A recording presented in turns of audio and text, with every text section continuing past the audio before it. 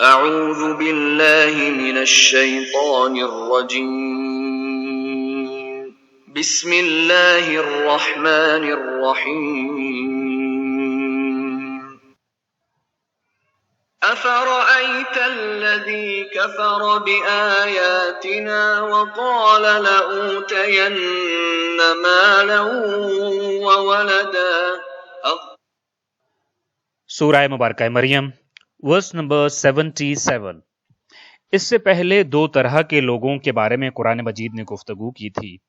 ایک وہ لوگ کہ جو ضلالت میں موجود تھے تو اللہ کی ذات ان کے ساتھ کیسے بیہیو کرتی ہے،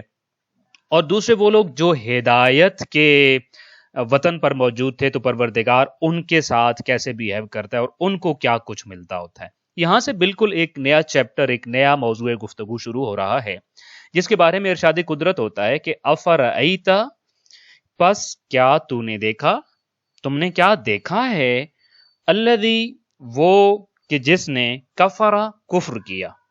انکار کیا، کس چیز کا؟ بآیاتنا، ہماری آیات کا انکار کیا، ہمارے حکم کا انکار کیا، ہماری نشانیوں کا انکار کیا، ہماری بھیجی ہوئی چیزوں کا انکار کیا. وقال، کیا آپ نے اس کو دیکھا جس نے انکار کر دیا ہمارے امر، ہمارے حکم کا، اور پھر اس نے کہا لأوتین، کہ مجھے ضرور دیا جائے گا، مالن، مال، وولدن، اور اولاد. تو کیا تم نے ایسے شخص کو دیکھا ہے کہ جو ایک طرف تو یہ کرتا ہے کہ ہماری نشانیوں کو، ہمارے اوامر کو، ہمارے حکم کو اگنور کرتا ہے، انکار کرتا ہے، چھوڑ دیتا ہے، مگر اس کا گمان یہ ہے کہ قیامت کے حوالے سے وہ یہ کہتا ہے کہ میں بالکل یقین سے یہ کہہ رہا ہوں کہ مجھے ضرور بضرور اس دن مال اور اولاد مل کے رہیں گے. سو اس پوری آیا کا ترجمہ اس طرح سے ہو جائے گا کہ کیا آپ نے اس شخص کو دیکھا ہے جس نے ہماری آیتوں کا انکار کیا ہے اور کہتا ہے کہ مجھے مال ضرور دیا جائے گا اور اولاد بھی. اچھا، اس آیا میں سب سے پہلے تو ایک عربی ورڈ ہے جس کے بارے میں ہم جانتے ہیں، اور پھر اس کے بارے میں، اس اسلوب کو جاننے کے بعد انشاءاللہ تعالی ایک بہت بڑا انسانی معاشرے کا مغالطہ ہے جو ہمیشہ سے موجود رہا ہے، اور قرآن چونکہ ہمیشہ ہی لوگوں کو ایڈریس کرتا ہے، لیکن آج جس قدر وہ مغالطہ ایک نظریے کی شکل اختیار کر چکا ہے، اس مغالطے کے بارے میں قرآن مجید نے اس آیا کے اندر گفتگو کی ہے. سو سب سے پہلے لفظ ہے افرأیت، کیا تو نے دیکھا ہے. یہ در حقیقت قرآن مجید اس میں ان لوگوں کا ذکر کر رہا ہے کہ جو ایک مغالطے میں مبتلا ہیں اور لوگوں کو اس مغالطے میں پھر خود دعوت دے کر لوگوں کے نظریے کو بھی بدلتے ہیں اور لوگوں کی سوچ کو بھی بدلتے ہوتے ہیں. جو لوگ عربی زبان کا ذوق رکھتے ہیں اور عربی سے قدر آگاہ ہے، وہ جانتے ہیں کہ جب اس طرح کے الفاظ سے کسی بھی بات کا آغاز ہو رہا ہوتا ہے، افرأیت الذی یکذب بالدین،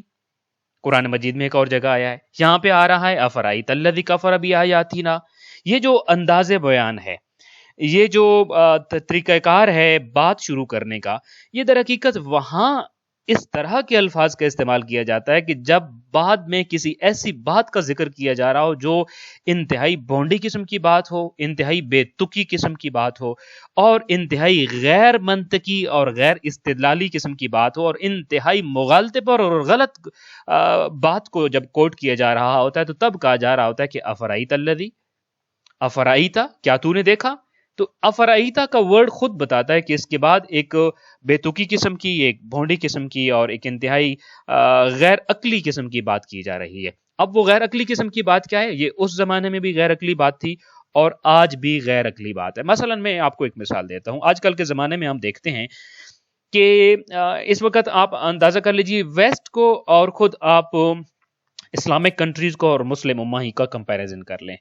کہ ویسٹ میں خوشحالی ہے، مسلم امہ جو ہے وہ بدحالی اور فقر و افلاس اور ان سے متعلق جتنے مسائل ہیں ان کا شکار ہے. ویسٹ میں ترقی ہے، جبکہ ہم اس وقت جو مسلم امہ اور خاص طور پہ مسلم کنٹریز ہیں وہ جتنی بھی چیزیں ہیں کسی بھی چیز میں ویسٹ کو فالو کر رہے ہیں، یہاں کسی بھی چیز میں یہ لیڈ نہیں کر رہے ہیں، بلکہ اگر اس کو میں یوں کہوں کہ یہ احساس کمتری کا شکار ہیں. سو خوشحالی وہاں پہ، یہاں پہ بدحالی ہے. وہاں ترقی ہو رہی ہے اور یہاں تنزلی کا شکار ہے یہ امت، دن بدن تنزل کی طرف جا رہی ہے. اچھا پھر آپ اسی طریقے سے جتنی چیزوں کو وہاں پہ جج کرتے جائیں گے دنیاوی لحاظ سے، تو آپ کو ویسٹ ایز کمپیئر ٹو مسلم امہ آپ دیکھیں گے تو بہت بہتر اور بہت کامیاب لگے گا. اچھا اس کا ایک نتیجہ فوری طور پہ کیا نکالا جاتا ہے کہ اس کا مطلب یہ ہوا کہ اگر کامیابی کا معیار اسلام نہیں ہے، اگر کامیابی کا معیار اسلام ہوتا تو یقینی طور پر ہم مسلم کنٹریز کو اور مسلم امہ کے جو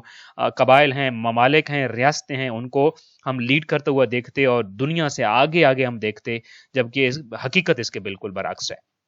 یہ آج کے دور میں ہم دیکھتے ہیں. 1400 سال پہلے چونکہ دنیا ایک گلوبل ولیج کی شکل اختیار نہیں کی تھی، اور بہت سارے لوگ تو ایسے ہوتے تھے جو اپنی زندگی میں اپنے علاقے سے باہر قدم بھی نہیں رکھتے تھے اور وہیں سے وہ رخصت ہو جاتے تھے، لیکن یہ سائنس وہاں پہ بھی موجود ہوتی تھی. یہ مغالطہ اور یہ جو بے تکی قسم کا ایک نظریہ تھا، یہ وہاں پر بھی موجود ہوتا تھا. وہاں اس محدود زمانے میں ایک گاؤں کا رہنے والا اور ایک شہر کا رہنے والا وہ یہ دیکھتا ہوتا تھا کہ اس گاؤں اور اس شہر میں، مثال کے طور پہ مکہ کو فرض کر لیجئے، وہ یہ دیکھتا تھا کہ سرزمین مکہ میں خوشحال کون ہے اور بدحال کون ہے. سرزمین مکہ میں مالی طور پر، اختیارات کے طور پر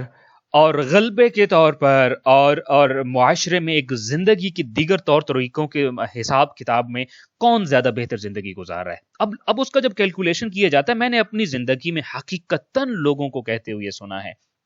کہ اگر آپ اسلام کو مکمل فالو کرو گے تو پھر اس کا مطلب ہے کہ پھر قسم پرسی کے لیے تیار ہو جاؤ، افلاس کے لیے تیار ہو جاؤ، فاقوں کے لیے تیار ہو جاؤ، بے توقیری کے لیے تیار ہو جاؤ، پھر معاشرہ آپ کو یہی کچھ دیتا ہے، اس کے علاوہ کوئی نہیں دیتا. تو اس کے پیچھے سائنس کیا ہے، نظریہ کیا ہے؟ نظریہ یہ ہے کہ اگر آپ نے توحید کا اقرار کیا، ایمان اور تقوی اور معرفت اور ان رستوں پر چلے، تو پھر آپ کو دنیا سے محروم رہنا پڑے گا. پھر اس لیے کہ یہ ان چیزوں کے ساتھ دنیا میں نہیں ملتی. جبکہ دوسری طرف اگر آپ نے ایمان چھوڑ دیا، معرفت پروردگار اور توحید پروردگار کے راہ کو چھوڑ دیا اور تقوی کو چھوڑ دیا، تو پھر دنیا آپ کا رخ کر لے گی اور آپ مالدار بن جائیں گے اور انتہائی کامیاب مالدار، ایک کامیاب بزنس مین کے طور پہ اور ایک کامیاب انسان کے طور پہ زندگی گزاریں گے. حالانکہ قرآن افرائیتا کے ذریعے بتا رہا ہے کہ یہ انتہائی بونڈی قسم کا نظریہ ہے، یہ انتہائی بے تکا قسم کا نظریہ ہے، اس کا حقیقت سے کوئی تعلق نہیں ہے. اس آیا کی شان نزول کے طور پہ اگرچہ مختلف روایات میں یہ چیز آتی ہے کہ خباب ابن ارد جو ہیں وہ یہ کہتے ہیں کہ وہ ایک مالدار شخص تھے اور آس ابن وائل کے ذمہ ان کا کوئی قرض تھا، تو انہوں نے اپنے قرض کا مطالبہ کیا. تو آس ابن وائل نے کہا کہ میں ایک شرط پر تمہیں قرض کی ادائیگی کروں گا کہ وہ یہ ہے کہ آپ نبی کریم صلی اللہ علیہ وآلہ وسلم کا کفر کریں، یعنی ان کا انکار کر دیں، ان کی رسالت کا اور نبوت کا انکار کر دیں. جب تک آپ ایسا نہیں کرو گے تو اس وقت تک میں آپ کی قرض کی ادائیگی نہیں کروں گا. تو جناب خباب کہتے ہیں کہ پھر میں نے یہ کہا کہ تیرے مرنے تک اور دوبارہ مبعوث ہونے تک تو میں کفر نہیں کرنے والا ہوں، ایسا ہرگز نہ میں یہاں کر سکتا ہوں نہ وہاں کر سکتا ہوں. تو پھر اس نے یعنی آس ابن وائل نے جو کہا اس کو یہاں پہ قرآن مجید کی اس آیا میں ایک نئے انداز میں بیان کیا جا رہا ہے کہ اس کا آگے سے جواب اور رپلائی یہ تھا کہ جب مرنے کے بعد میں دوبارہ اٹھایا جاؤں گا اور پھر مجھے میری مال اور میرا اولاد واپس مل جائیں گے تو تبھی پھر تمہارے قرض کی ادائیگی کروں گا. یعنی گویا کہ اس کے ذہن میں یہ تھا کہ مرنے کے بعد اس کے پاس اولاد بھی آ جائے گی اور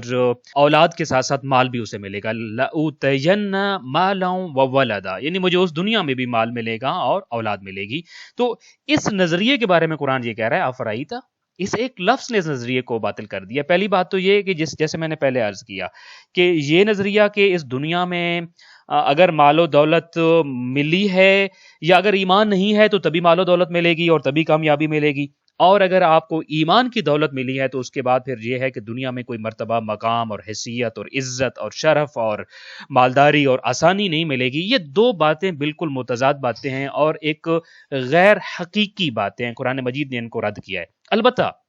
ایک طرف ان باتوں کی کچھ حقیقت بھی موجود ہے. مثلا وہ حقیقت کیا ہے کہ ایک شخص مال حرام کماتا ہے تو زیادہ کمائے گا، آف کورس.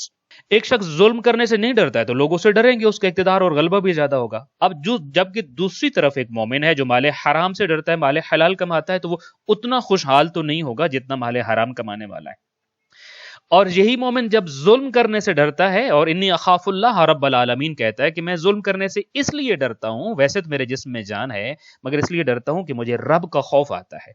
اب یہ ظلم نہیں کرے گا تو معاشرے کے لوگ میں اس کا اس طریقے سے روب اور دبدبا نہیں ہوگا. یہ ظاہری طور پر یہ چھوٹا سا ایک جو ہمیں سین نظر آتا ہے، اس سین کو بہت زیادہ بڑا سین کر کے لوگ لے لیتے ہیں اور پھر پریڈکٹ یہ کرتے ہیں کہ اس کا مطلب یہ ہے کہ اگر آپ دین لیں گے تو آپ بالکل بے حال ہو جائیں گے، اور اگر آپ دنیا لیں گے تو پھر معاشرے میں آپ کو بظاہر ساری چیزیں مل جائیں گی. یہ ایک ون سائیڈڈ پکچر ہے. جبکہ دوسری طرف ہم یہ دیکھتے ہوتے ہیں کہ جو اللہ کی ذات کے سامنے جھک جاتا ہے اور جو اللہ کا بن جاتا ہوتا ہے، خدا کی ذات اسے دنیا کو اس کے آگے جھکا دیتی ہوتی ہے اور دنیا کو اس کے آگے سرنگوں کر دیتی ہوتی ہے. جو عزت پروردگار پہ اپنی زندگی کو گزارتا ہے، ذات پروردگار اسے عزتوں کا مالک بنا دیتی ہوتی ہے. جو راہ پروردگار میں اپنی مال دولت اور اولاد کو نچھاور کر دیتا ہوتا ہے، ان لانگ ٹرم ہم دیکھتے ہوتے ہیں کہ خالق کائنات اس کو یہاں ہمیشہ ہمیشہ کے لیے امر کر دیتی ہوتی ہے. لہذا اگر چھوٹے سے سراغ سے اگر کوئی دیکھنے کی کوشش کرے گا تو وہ پہلی چیز حقیقت نظر آئے گی کہ یہ ایمان اور اسے متعلقہ چیزیں آئیں تو باقی ساری چیزیں چلی گئیں، اور لہٰذا وہ زندگی بے رونق قسم کی گزرے گی. لیکن آپ اس کو ان براڈر کانٹیکسٹ جب لے رہے ہوتے ہیں تو حقیقت اس کے بالکل متضاد نظر آتی ہوتی ہے. سو آج کی اس آیا کو دیکھتے ہوئے اور ترجمہ کرتے ہوئے اور پڑھتے ہوئے اور اسٹڈی کرتے ہوئے ایک بات جو ہمیں ذہن میں آ رہی ہے کہ اس طرح کی چیزیں جن کو دلیل بنا کر، بلکہ ان کو کہا جاتا ہوتا ہے کہ یہ وہ اسٹیٹسٹکس ہیں، یہ وہ اعداد و شمار ہیں کہ جو آپ معاشرے میں چلے جائیے. آج کل چونکہ اعداد و شمار کا بڑا گورکھ دھندا ہوتا ہے، تو اعداد و شمار آپ کے سامنے پیش کیے جاتے ہوتے ہیں کہ آپ معاشرے میں جب آ جا کر اسٹڈی کرتے ہیں اور تو آپ کو کتنے افراد ایسے ملتے ہیں کہ جو اپنی زندگی کے سٹینڈرڈ کو دین پر عمل کرنے کی وجہ سے کھو بیٹھے ہیں اور نیچے چلے گئے ہیں، اور کتنے لوگ ہیں جنہوں نے دین کو بس ایک کہہ لیجیے سائیڈ لائن کی چیز کے طور پہ تو ساتھ رکھا ہوا ہے اور آپشنل چیز کے طور پہ رکھا ہوا ہے کہ ٹھیک ہے دل کیا تو عمل کر لیا اور ادروائز اٹس اوکے میں اپنے حساب سے زندگی گزار رہا ہوں. تو وہ ان کی زندگی دن بدن اوپر جا رہی ہے. تو وہ اعداد و شمار لوگوں کو غلطی میں مبتلا کر دیتے ہوتے ہیں، اور اس غلطی سے روکنے کے لیے قرآن مجید کا ایک لفظ ہی کافی ہے کہ جس میں قرآن یہ کہہ رہا ہوتا ہے کہ افرأیت،